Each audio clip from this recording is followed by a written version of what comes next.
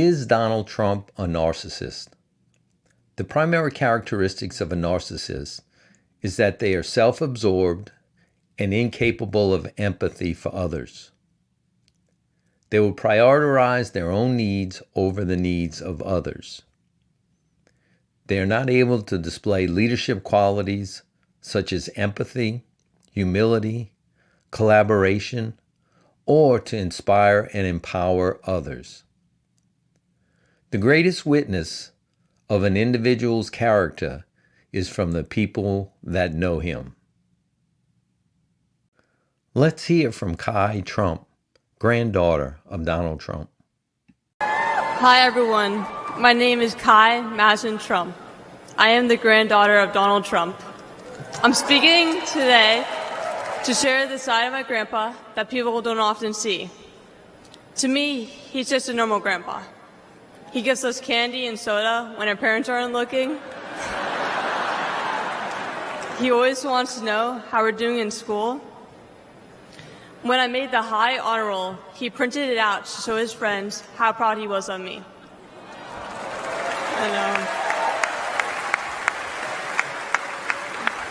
He calls me during the middle of the school day to ask how my golf game is going and tells me all about his. But then I have to remind him that I'm in school and I'll have to call him back later. When we play golf together, if I'm not on his team, he'll try to get inside of my head. I know. And he's always surprised that I don't let him get to me. But I have to remind him I'm a Trump too.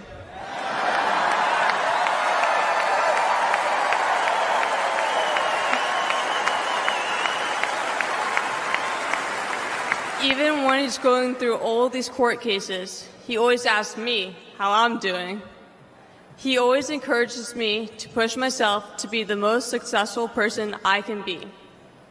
Obviously, he sets the bar pretty high, but who knows, maybe one day I'll catch him. On Saturday, I was shocked when I heard that he has been shot, and I just wanted to know if he was okay. It was heartbreaking that someone would do that to another person. A lot of people have put my grandpa through hell, and he's still standing.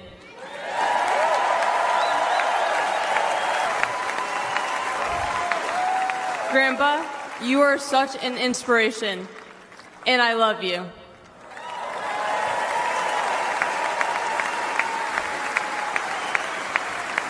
The media makes my grandpa seem like a different person, but I know him for who he is. He's very caring and loving. He truly wants the best for this country, and he will fight every single day to make America great again. Thank you very much. Here is Ben Carson, friend and former member of his cabinet. You know, and as a member of his cabinet, I had a chance to work closely with him. And I got to tell you, this is a man who is a gift to us as a nation. He is very gifted. He is very smart. He is very compassionate. He cares about people.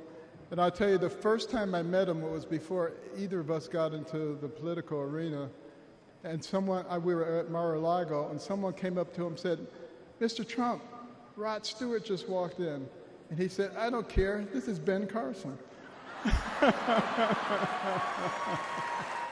Let's hear from Eric Trump, son of Donald Trump, discussing his relationship with his father. As his son, I've never been more proud of a person in my life. A man who has defied all odds more than once. A man who believed in the promise of America when others turned away. A man who saw a nation in need of a champion and answered that call with unwavering determination and courage. A man who survived a bullet that was intended to eliminate him permanently from our future and from our family. Never have I been more proud to be a Trump. Never have I been more proud to stand by my father's side. I remain incredibly honored to be part of this journey, a journey with all of you. Dad, 5 days ago, Laura, Luke, Carolina, and I held our breath as we saw blood pour across your face. By the grace of God, divine intervention, and your guardian angels above, you survived. You are the greatest fighter I have ever seen. You are strong, you are full of life, and you are unapologetic. Your optimism is contagious. Your backbone is unbreakable. Your conviction to fight for what is right and against all that is wrong is truly next level. Sarah Huckabee Sanders, governor of Arkansas, worked as press secretary for Donald Trump. I want to talk about the man that I know. When the president hired me, I was the first mom and only the third woman to ever serve as the White House press secretary.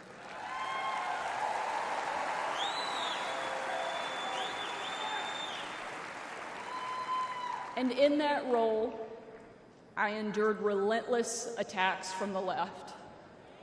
I was insulted as a guest at the White House Correspondents' Dinner. My family was denied service and kicked out of a restaurant.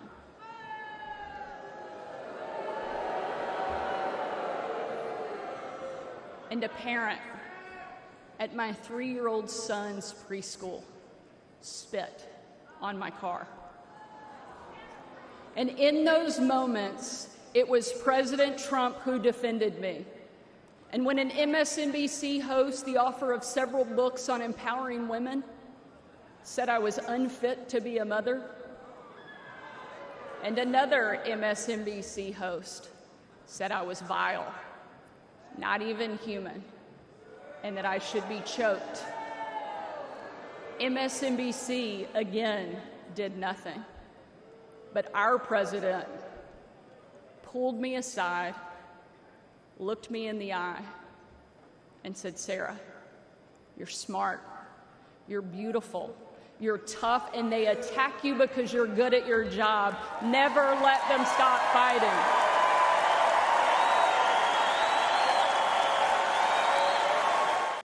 This is Lara Trump, daughter-in-law of Donald Trump. I can tell you that my personal experience with Donald Trump has shown me his heart. There wasn't a second that he made this small-town girl who was way out of her element in New York City feel anything but welcomed and part of the family. And if not for the support and encouragement of my father-in-law, I wouldn't be where I am today. It's been said by many that Donald Trump sees things in people that they don't even recognize in themselves. In 2016, when he asked me to help him win my home state of North Carolina, I'll be honest, I was terrified. I had no idea how I would make it happen, but he knew I would, and I did. When I was given an opportunity to join a television network as a commentator, it was the push and support of my father-in-law that gave me the confidence to take that job. Always the first one to call or text me after a TV hit and tell me, "Great job, keep going." Not bad, right? Or even a few months ago, when he called and asked me to be the co-chair of our party,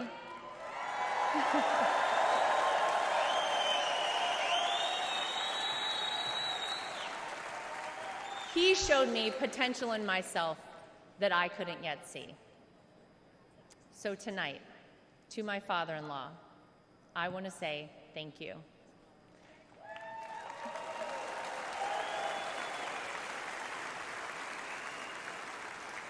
Thank you for your resilience. Thank you for continuing on. Thank you for raising wonderful kids. Thank you for being an amazing grandfather. Thank you for never giving up on me. And thank you for never giving up on our country. Here is Amber Rose, model and social influencer. Now, you may be wondering why I'm up here telling you this. I'm no politician, and I don't want to be. But I do care about the truth. And the truth is that the media has lied to us about Donald Trump.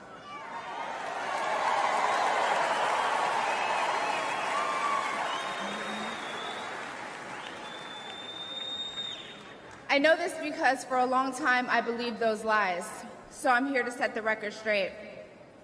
The first person I knew who supported Donald Trump was my father. I was shocked. My entire family is racially diverse. And I believed the left-wing propaganda that Donald Trump was a racist.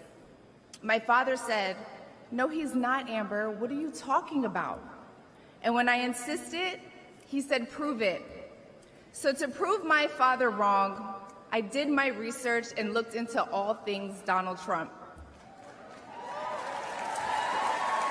People have to do their research.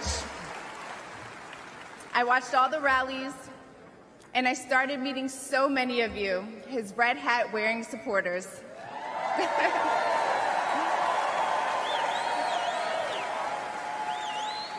I realized Donald Trump and his supporters don't care if you're black, white, gay, or straight. It's all love.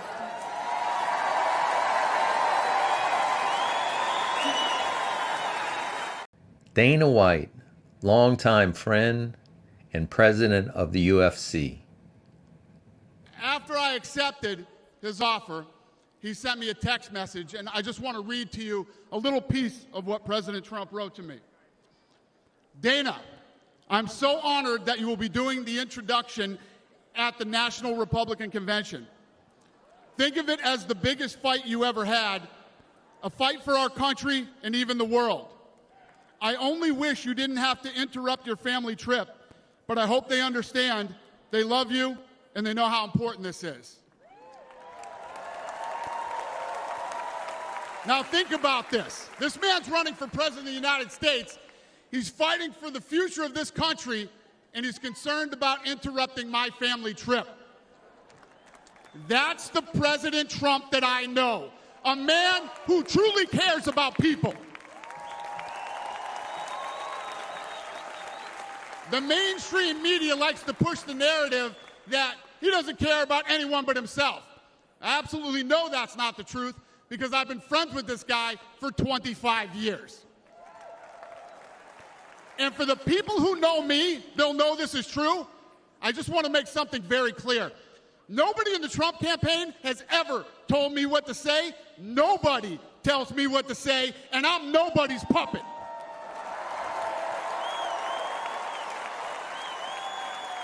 And I'm not telling you what to think. I'm telling you what I know. And I know President Trump. I know President Trump is a fighter. I've been saying this since 2015. Now look at what's happened over the last 10 years. We have all seen it with our own eyes. I'm in the tough guy business, and this man is the toughest, most resilient human being that I've ever met in my life. Here is reporter and political commentator Tucker Carlson. I have to say, I think it changed him. He reached out to Trump within hours of it that night. And what he said to me that night, having just been shot in the face, he said not a single word about himself. He said only how amazed he was and how proud he was of the crowd, which didn't run. And I thought two things. The first thing I thought was, well, of course they didn't run. His courage gave them heart. A leader's courage gives courage to his people. And the second thing I thought was, this is the selfish guy I've been hearing about for 9 years, really? Not a word about himself? About his people, period. And the second thing I noticed, which I don't think anyone has remarked upon in public, but I'm just going to since I don't have a script, like why not, is that he turned down the most obvious opportunity in politics to inflame the nation after being shot. To inflame the nation, which is an opportunity that almost every other politician I've ever met, and certainly his opponents, would have taken instantly. And they would have said, well, what is this? How did he get shot? Like, how did this happen? And those are real questions that we have to get to the bottom of. But in the moments, the days, The week after the shooting, he did not say that. He did his best to bring the country together, and I thought, this is the divisive figure, this is the irresponsible person. No. This is the most responsible, unifying behavior of a leader I think I've ever seen. Is Donald Trump a narcissist? What do you think? Self-absorbed, incapable of empathy, lacking humility, unable to collaborate with others, unable to empower others? What do you think?